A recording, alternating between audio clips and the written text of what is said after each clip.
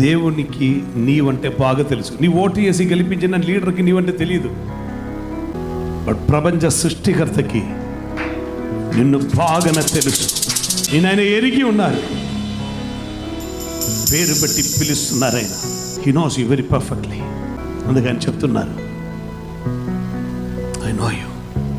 నేడు నీవు వెళుతున్న ఏ ఇరిటేషన్ అయినను రేపు స్థితి మారుతుంది. Mark it, underline it, understand it, and when you understand it, stand for it. అర్థమయ్యేటప్పుడు ఆ వాక్యం కొరకు నీవు నిలబడి చూడు. మనుషుల నెగ్లక్షనే దేవుని సెలక్షన్కు గుర్తు.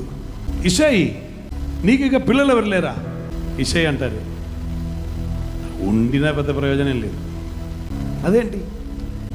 వాడు పుట్టినప్పటి నుండి నాకు ఇష్టం లేదు. అదేంటి? నేను 7 చాలని అనుకున్నాను, 7లో నేను కంప్లీట్ చేశాను. కానీ ఎక్స్ట్రాగా పుట్టాడు 8వ వాడు.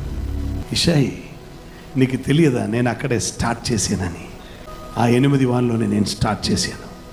It's my covenant. నీవు చూస్తున్న రీతిలో కాదు, నా హృదయానుసారి నేను చూశాను. You do not know. నీవెవరో నీకే తెలియదు. పౌలు రాస్తున్నప్పుడు చెప్తున్న ఒక మాట ఉన్నది, అకాలమందు పుట్టినటువంటి ఒక వ్యక్తి వలె.